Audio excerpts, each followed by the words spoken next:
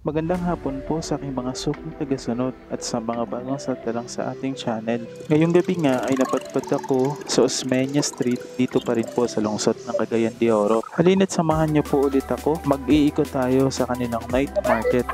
Ito ang kahabaan ng Osmeña sa lungsod ng Cagayan de Oro. Ngayon, inyong makikita sa aking magkabilaan ay ang kasalukuyang paghahanda ng kanilang mga pwestuhan.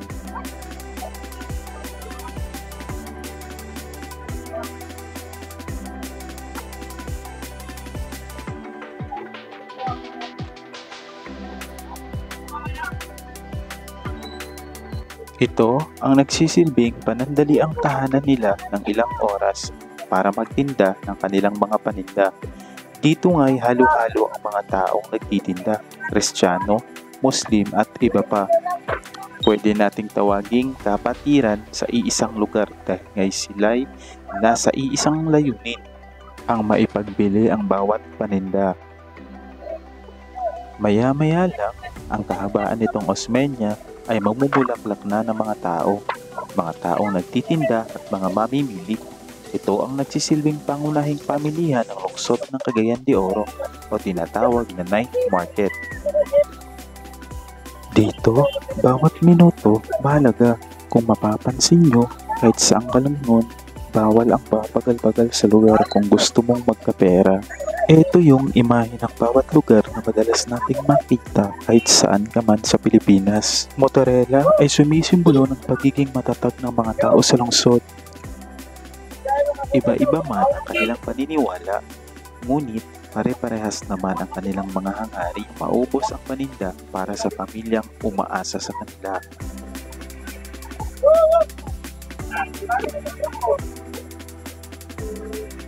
Dito, makakabili ng mga abot kayang bilihin na hindi ka mamumulubi sa presyo.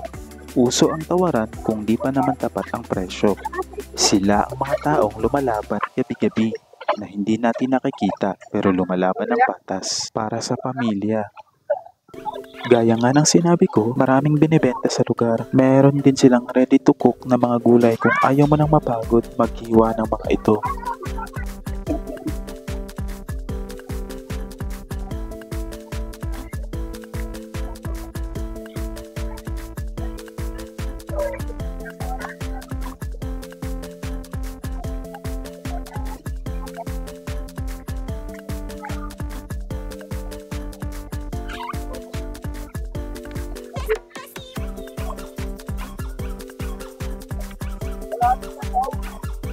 Ang paraan na ito ng local government unit ng lungsod ay nagbibigay ng magandang pagkakataon para sa mga taong wala sa pwesto sa loob ng pamilihang panlungsod. Ang Kugon Public Market ang pinakamalaking pampublikong pamilihan ng lungsod ng Cagayan de Oro. Ilan lamang sa mga mabibili ay ang mga gulay, itlog, lahat ng klase ng tuyo o dried fish, mga prutas, mga sangkap sa pagluluto. At syempre, hindi mawawala ang mga gamit sa kusina. Kung inabutan ka naman ng gutom, merong mga pagkaing pantawid gutom at panulak sa magkabilaang pwesto. At eto nga palang content natin ngayon guys ay yung part 2 ng Cagayan de Oro Night Market kung saan makakapili kayo ng iba't ibang klase ng murang pagkain kung kayo po ay nagugutom na paniguradong hindi puputas ang inyong mga bulsa dahil maliban sa masarap ito ay abot kaya.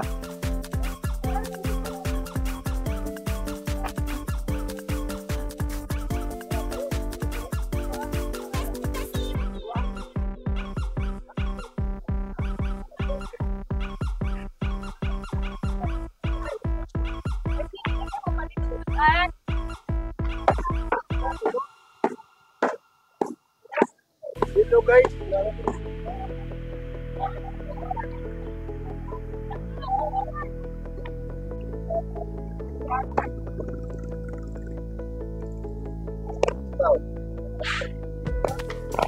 Wait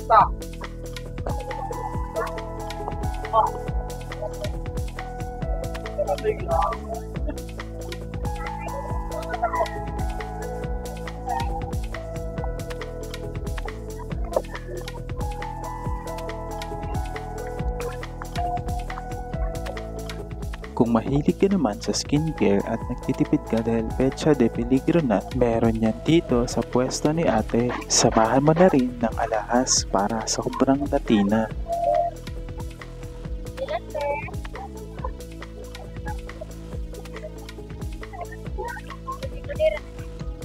Sabi kinoon.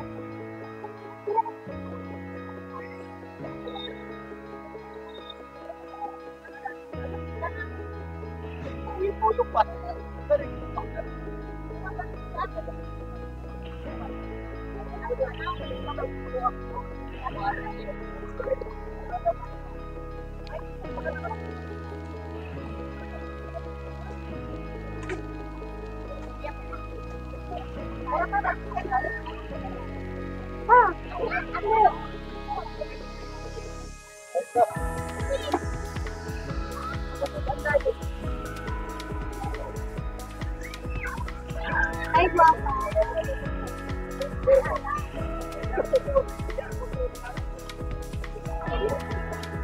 Ito nga palang bahagi na itong bago magdulo, intersection po ng Captain Viroa, ay may mga nagtitinda din po ng mga damit at personal hygiene tulad ng mga gamit sa mukha o sa pansarili. Siyempre, andyan din po yung mga nagbibenta ng mga phone accessories at assorted items at yung mga nagtitinda ng mga iba't ibang pagkain.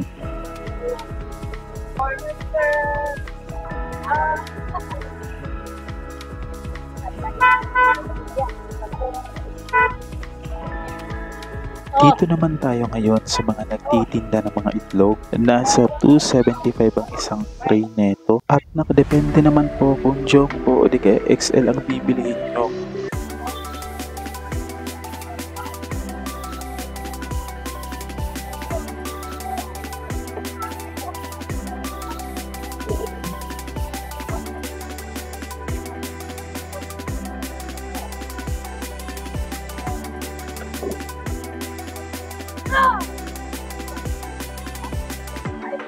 Dito din po guys ay makakabili kayo ng iba't ibang klase ng tuyo. Nakadepende din po ang presyo sa kung anong tuyo ang bibilihin nyo. Pasensya, hindi ko na po natanong kung magkano po ang presyo ng kanilang mga tuyo. Matatagpuan nyo po ang kanilang pwesto dito na to sa pinakadulo ng intersection o bago po tumawid ng kalsada.